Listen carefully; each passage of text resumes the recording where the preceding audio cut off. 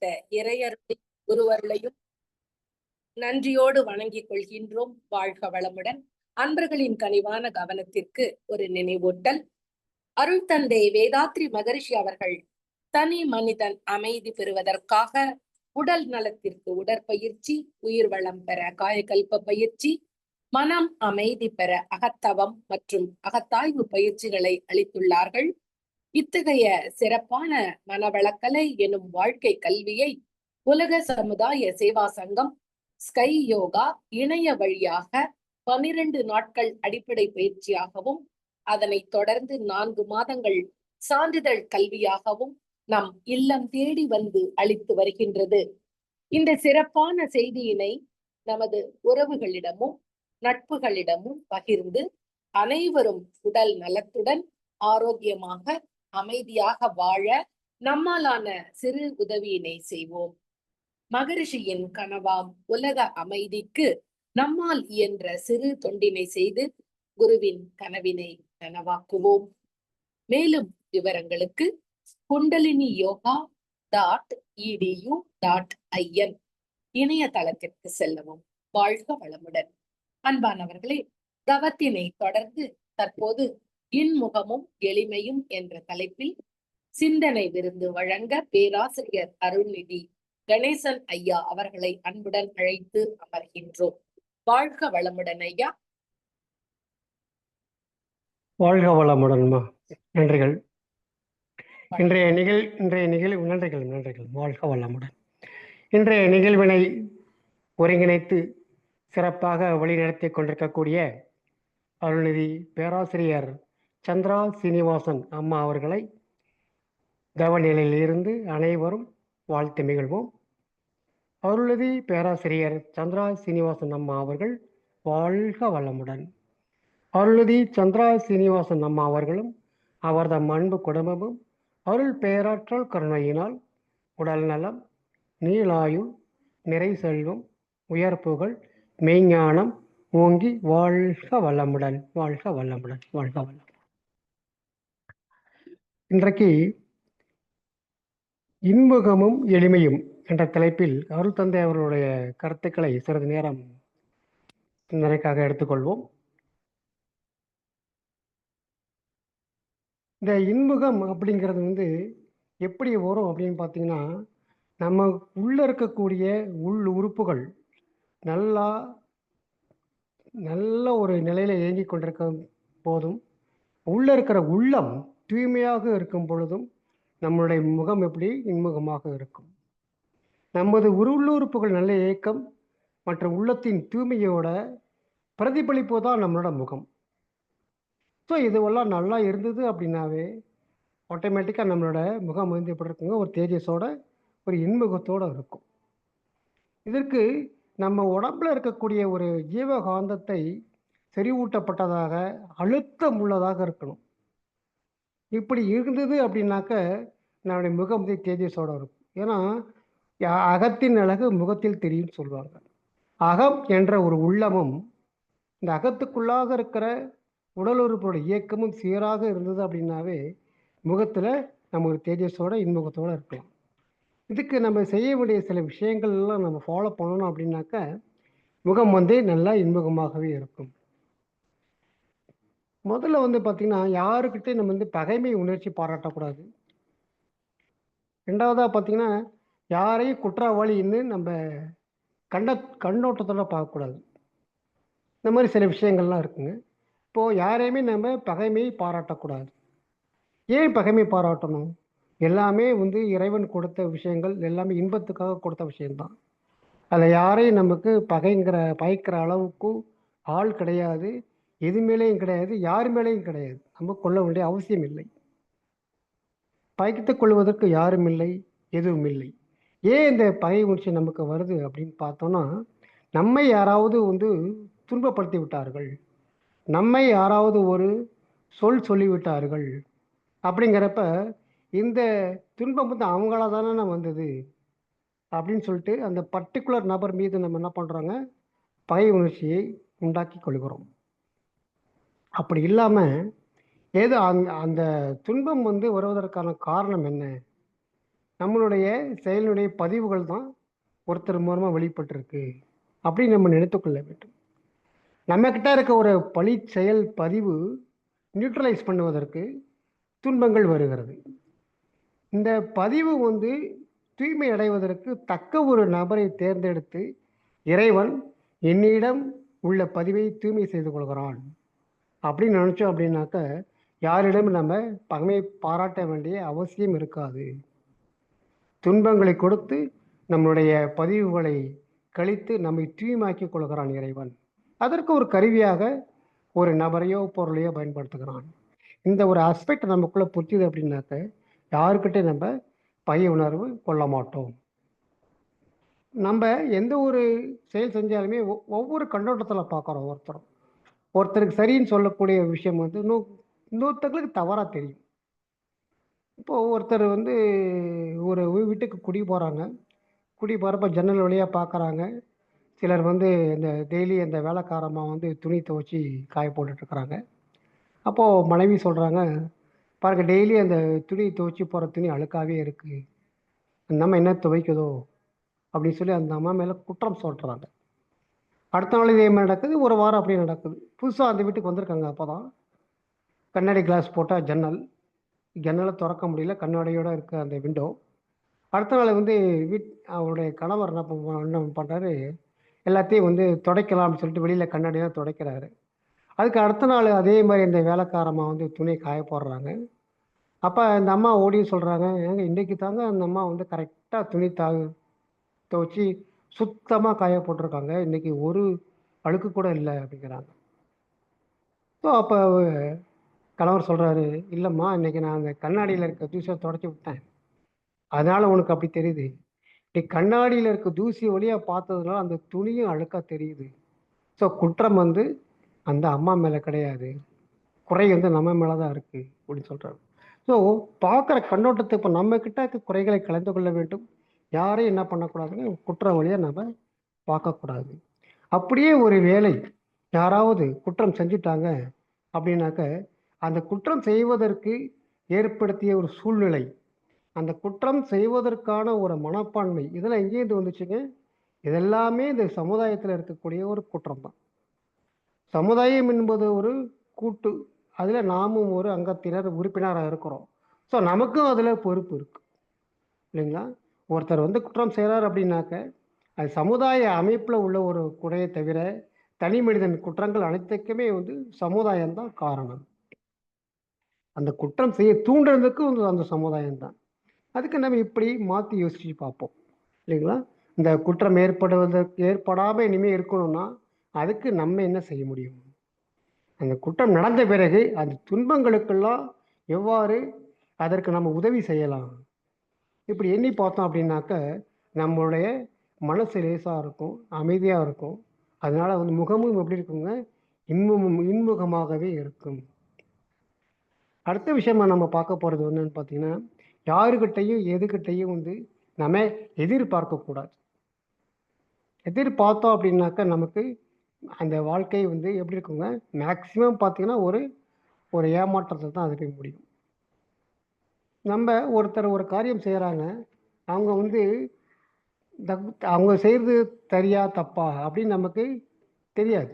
சிந்திச்சு பார்த்தோம் அப்படின்னாக்க அந்த காரியம் அவங்க செய்யும்போது அவங்கக்கிட்ட எந்த தவறுமே இல்லை, தவறெல்லாம் நம்மக்கிட்ட தான் இருக்கு இல்லைங்களா?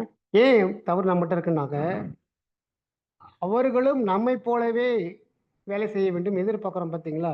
அதனால வர்றது தான். அவங்கவுங்க வளர்ந்த விதம், பிறந்த சூழ்நிலை, அவர்களுக்கேற்ற ஒரு அறிவு, அவர்களுக்கேற்ற ஒரு வாழ்க்கை அனுபவம், இவற்றை கொண்டு தான் அவங்க செயல்படுவாங்க. அதை மீறி அவங்களால செயல்பட முடியாது. ஸோ அதுக்கு நம்ம என்ன பண்ணணும்? அதை அப்படியே அக்செப்ட் பண்ணிக்கணும், எஸ் இட் இஸ். ஸோ அவங்களால அவ்வளோதான் முடியும். நாம் இவ்வளோ அவங்க நல்லா செய்யணும்னு நம்ம எதிர்பார்க்க முடியாது அப்படின்னு ஒரு கான்செப்டை நமக்குள்ளாக ஏற்படுத்தி கொள்ள வேண்டும். இதுக்கு எல்லாத்தையும் ஏற்றுக்கொள்கிற மனப்பான்மை வரும்பொழுது எதிர்பார்ப்புங்கிறது நம்மக்கிட்ட போயிடும்.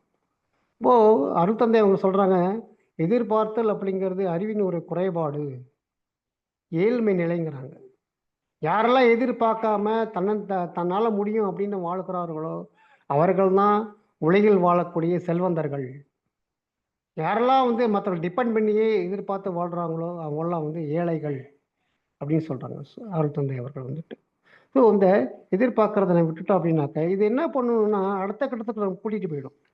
எதிர்பார்த்தல் வந்து ஏமாற்றத்தில் முடியும்.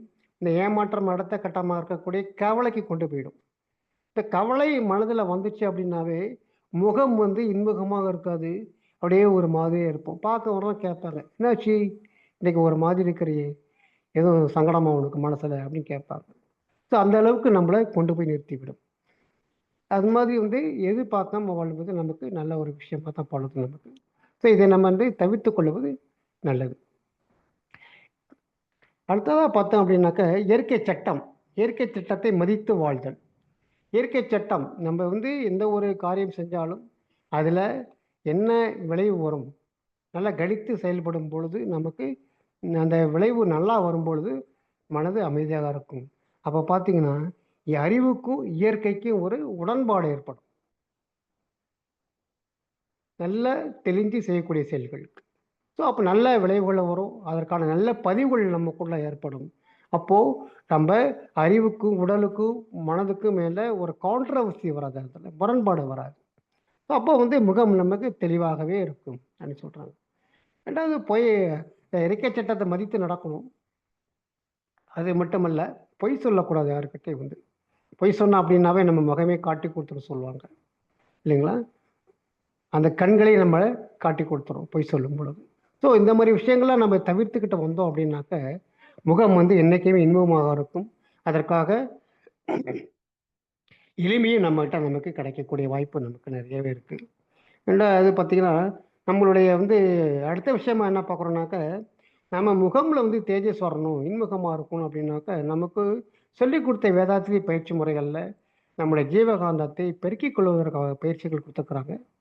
அகத்தாய்வு 2ல் பார்த்தீங்க அப்படின்னாக்க தீப பயிற்சியும், அகத்தாய்வு 3ல் பார்த்தீங்கன்னா ஒரு கண்ணாடி பயிற்சியும் நமக்கு கொடுத்துருப்பாங்க இல்லைங்களா? ஸோ நம்மக்கிட்ட ஒரு ஜீவகாந்தத்தோட அடர்த்தி நல்லா இருக்கணும், பெருகிக்கிட்டு இருக்கணும் அப்படின்னா இந்த 2 பயிற்சிகளையும் செய்து வர வர முகம் வந்து தெளிவாக இருக்கும்.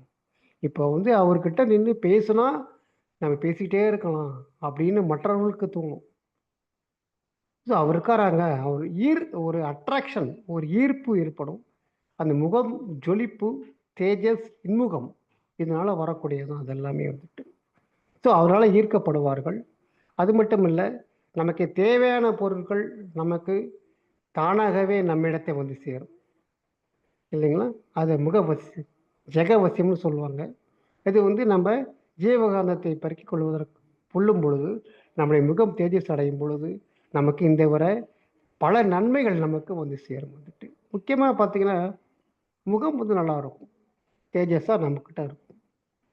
ஸோ 2 பயிற்சிகளையுமே நம்ம வந்து வாரத்தில் ஒரு நாளோ 2 நாளோ பண்ணி கொண்டு வர வர வர முகம் வந்து தெய்வீக ஒளியாக நமக்கு பெறும். நம்ம பார்த்துருக்கோம் இல்லைங்களா, நிறைய ஞானிகளோட படங்கள், நம்ம அருள் தந்தையோட படமே எடுத்துக்குவோம். எவ்வளவு கனிவான முகம், கருணையான முகம், எவ்வளவு இன்முகம், இதெல்லாம் அவருக்குள்ளாக எப்படி வந்தது அப்படின்னு பார்த்தீங்கன்னா மனது தூய்மையாக இருந்தது, அவருக்கு எண்ணங்கள் தூய்மையாக இருந்தது.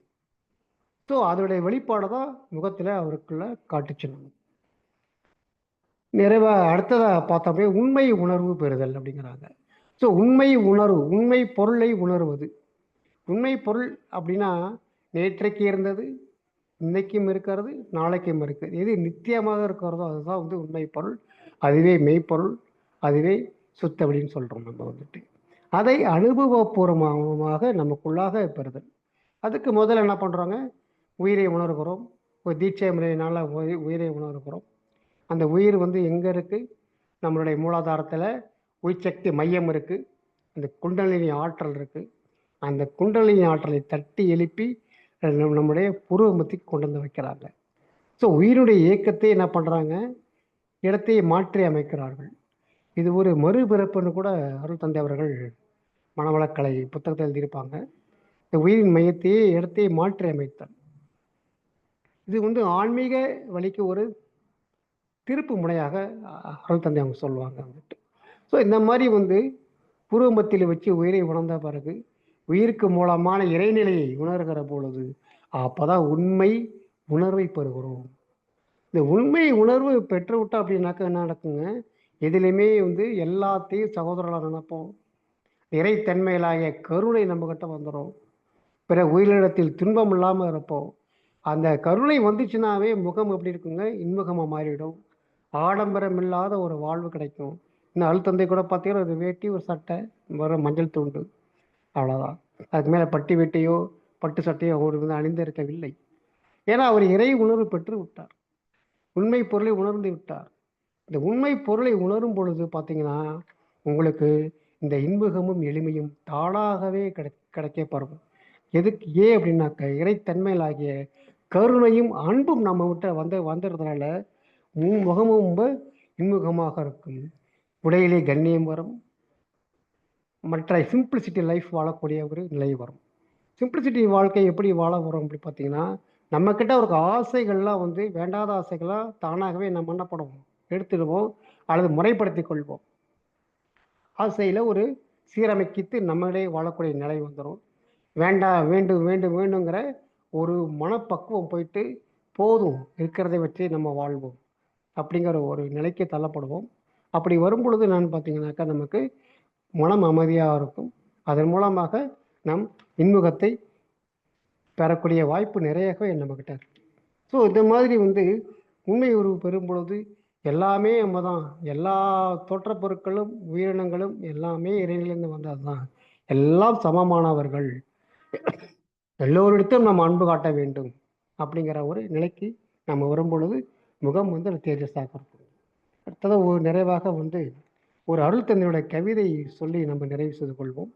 அருள் தந்தை அவர்கள் பார்த்தீங்கன்னா, வாழ்க்கையில் வந்து நிறைய வருமானம் ஒரு வாணிபம் பண்ணாங்க. வாணிபம் பண்ணும் வெள்ளம் போல் அப்படியே பணம் குவியுது அருள் தந்தை அவர்கள்ட்ட.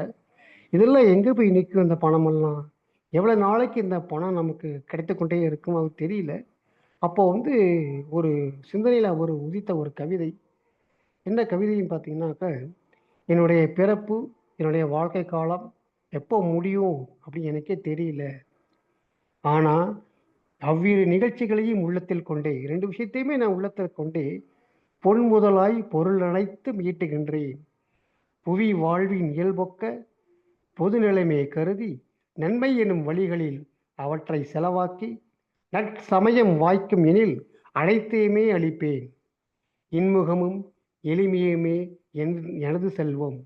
வீடோ ஏக வழி என்றெண்ணி யான் துறவு கொண்டேன் அப்படின்னு சொல்லிட்டு அந்த சமயத்தில் ஒரு கவிதை எழுதுறாங்க. என்ன சொல்றாங்க, என்னுடைய பிறப்பு என்னுடைய வாழ்க்கை காலம் முடியும்னு எதுவுமே தெரியாது. பட் இருந்தால் கூட வந்து பொண்ணு பொருளெல்லாம் வந்து சேர்ந்துக்கிட்டே இருக்க அளவு இல்லாமல் வெள்ளம் போல வருதுங்கிறாங்க. ஸோ இப்படி வரும்போது அந்த 2 நிலையுமே எனக்கு தெரிஞ்சிருச்சு. இருந்தாலும் என்ன பண்ணுறேன், பொது நிலைமை கருதி நன்மை என்னும் வழிகளில் அவற்றை செலவாக்கி நல்ல ஒரு சமயம் கிடைக்கும்போது அனைத்தையுமே அளிப்பேன். அப்போது எல்லாத்தையும் நம்ம வந்து சமுதாயத்துக்கு கொடுத்து விடும் பொழுது எனக்கு என்ன கிடைக்கும், அந்த சொத்தெல்லாம் போனால் கூட எது எனக்கு சொத்தாக இருக்கும், இன்முகமும் எளிமையுமே எனக்கு சொத்தாக இருக்கும். ஏன் பார்த்தீங்கன்னா, அந்த வீடு ஏக வழி, அந்த பறவெளி, அந்த சுத்தை வழி தான் எனக்கு வீடு. அதை நின்றுட்டு நான் வந்து இது பண்ணிட்டேன் அப்படின்னாக்க, எனக்குள்ளாக இந்த செல்வம் போதும், இன்முகமும் எளிமையும் எனக்கு சொத்தாச்சு அப்படின்னு இந்த கவிதையில் வந்து சொல்லுவாங்க. அதாவது என்ன சொல்ல வராங்க அப்படின்னு பார்த்தீங்கன்னா, எந்த நேரமும் எந்த நிலையிலும் நம்மால் என்ன முடியுமோ, எந்த நிலையிலே நம்ம இருக்கிறோமோ அந்த நிலையில் இருந்து கொண்டு சமுதாயத்திற்கு எந்தெந்த வழிகளெல்லாம் நம்ம வந்து நன்மை செய்ய என்றென்றும் எந்த நேரத்திலும் நாம் வந்து ரெடியாக இருக்கிறோம் அப்படின்னு உள்ளத்தில் நினச்சோம் அப்படின்னாவே நம்ம முகத்தில் இன்முகமும் எளிமையும் நமக்கும் சொத்தாயிடும் அப்படின்னு இந்த கவிதையில் சொல்கிறாங்க. ஸோ இன்முகம் வந்து நாம் வளர்த்து கொள்ள வேண்டுமானால் யாரிடமும் பகை உணர்ச்சி கொள்ளக்கூடாது, யாரையுமே குற்றவாளி அப்படின்னு பார்க்கக்கூடாது. ஏன்னா அவன் சமுதாயத்தில் ஒரு அங்கத்தினர் தான், நாமளும் அதுதான் இருக்கிறோம். ஸோ எதிர்பார்க்கக்கூடாதுங்க. இயற்கை சட்டத்தை மதித்து நடக்க வேண்டும். இந்த ஜீவகாந்த பெருக்க பயிற்சிகளை அவ்வப்போது நாம் செய்து வர நமக்குள்ளாக இருக்கிற இந்த தேஜஸ் ஜீவகாந்தம் வெளிப்பட்டு அபரிமிதமாக, அதாவது ஒரு ஜீவகாந்தம் இவ்வளோதான் இருக்கணும் அளவு அப்படியே இருக்கிறது போக அதுக்கு மேலே நம்ம ஜீவகாந்தம் ததும்பி வழியும் பொழுது அது உடலை விட்டு வெளியில் வந்து கூட நமக்கு ஒரு ஒளியாக தோன்றும். முகத்தில் ஒரு இன்பகமாக ஒரு வரக்கூடிய வாய்ப்பு நமக்கு நிறைய கிடைக்கும். ஸோ எல்லாத்துக்கும் மேலே உண்மை உணர்வு, இறைநிலை உணர்வு பெற்றுவிட்டோம்னா அனைத்துமே நமக்கு சாத்தியப்படும். நமக்கு ஒரு ஆடம்பரம் இல்லாமல் ஒரு இன்முகமான இருக்கக்கூடிய ஒரு நிலை நமக்கு கட்டாயம் கிடைக்கும். ஸோ மேற்கூறிய அடைவுகளையும் பின்பற்றி நாம் இன்முகத்துடனும் எளிமையோடும் வாழ்வோம் என்று கூறி நல்லதொரு வாய்ப்பினை அளித்த இறையாற்றலுக்கும் குருவாற்றலுக்கும் மற்றும் ஸ்கை ஆன்லைன் ஈவினிங் மெடிடேஷன் குழும அன்பு உள்ளங்கள் அனைவருக்கும் நன்றி கூறி நிறைவு செய்கிறேன். வாழ்க வளமுடன். வாழ்க வாழ்க வளமுடன். வாழ்க வளமுடன். மிக்க நன்றி ஐயா. மிக சிறப்பாக இன்முகமும் எளிமையும் என்ற தலைப்பில் நல்ல பல கருத்துக்களை எடுத்துரைத்த ஐயா அவர்களுக்கு நமது நன்றிகளையும் வாழ்க வளமுடன் என்ற நல்வாழ்த்துக்களையும் தெரிவித்து மகிழ்கின்றோம். பேராசிரியர் அருள்நிதி கணேசன் ஐயா அவர்களும் அவர்தம் அன்பு குடும்பமும் அருட்பேராற்றல் கருணையினால் உடல் நலம், நீளாயுள், நிறை செல்வம், உயர் புகழ், மெய்ஞானம் ஓங்கி வாழ்க வளமுடன் என குருவின் நினைவில் நின்று வாழ்த்துகின்றோம். வாழ்க வளமுடன் ஐயா. நன்றிமா. வாழ்க வளமுடன். வாழ்க வளமுடன். அன்பானவர்களே, ஸ்கை ஆன்லைன் மெடிடேஷன் தினசரி நிகழ்வுகள் பற்றிய அறிவிப்புகள். காலை 5 மணிக்கு மகரிஷியின் பாடல்கள், 5:30 தவம், தொடர்ந்து 6 மணிக்கு வீடியோ மற்றும் ஆடியோவில் உடற்பயிற்சி வகுப்பு இடம்பெறும். அதை பார்த்து கொண்டே நாம் பயிற்சி செய்யலாம். மாலை நிகழ்ச்சியாக மாலை 6 மணிக்கு மகரிஷியின் பாடல்கள், மாலை 6:25 காயகல்பம், 6:30 தவம், 7 மணிக்கு சிந்தனை, மாலை 7:30 மணிக்கு உலக நல வாழ்த்தோடு நிறைவு. பிரதி சனி மாலை தவத்தினை தொடர்ந்து 7 மணி முதல் 7:30 மணி வரை ஐயம் தெளிதல் நிகழ்வு நடைபெறும். பிரதி ஞாயிறு மாலை 7 மணி முதல் 7:30 மணி வரை சிறப்பு சிந்தனை நடைபெறும். உலக நல வாழ்த்து. உலகமெல்லாம் பருவமழை ஒத்தபடி பெய்யட்டும், உழவரெல்லாம் தானியத்தை போக்குடனே பெருக்கட்டும், பல தொழில்கள் புரிகின்ற பாட்டாளி உயரட்டும், பகுத்துணர்வில் தொகுத்துணர்வு பண்பாட்டை உயர்த்தட்டும், கலகங்கள் போட்டி பகை கடந்தாட்சி நடக்கட்டும், கல்லாமை கடன் வறுமை கடன்கள் மறையட்டும், நலவாழ்வை அளிக்கும் மெய்ஞான ஒளி வீசட்டும், நம் கடமை அறவாழ்வின் நாட்டத்தே சிறக்கட்டும், நம் கடமை அறவாழ்வின் நாட்டத்தே சிறக்கட்டும், நம் கடமை அறவாழ்வின் நாட்டத்தே சிறக்கட்டும். வாழ்க வளமுடன். மன மகிழ்வோடு இன்றைய நிகழ்வினை நிறைவு செய்து கொள்வோம். வாழ்க வளமுடன். நன்றி. வாழ்க வளமுடன். நன்றிமா. வாழ்க வளமுடன். வாழ்க ஐயா.